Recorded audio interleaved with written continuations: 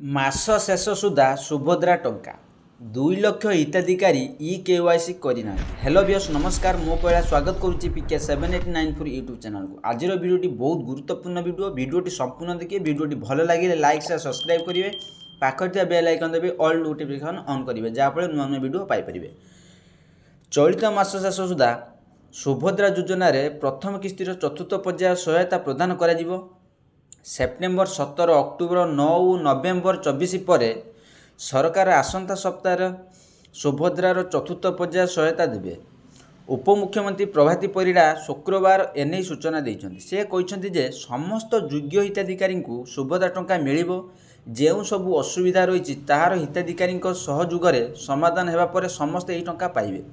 उपमुख्यमंत्री कहिछन्ति जे प्राय 31,000 हिताधिकारी एही चतुर्थ पर्याय अप टू आउट थिले, सेमानक मध्यरु 17,000 पुणी अंतर्भुक्त हो सारे।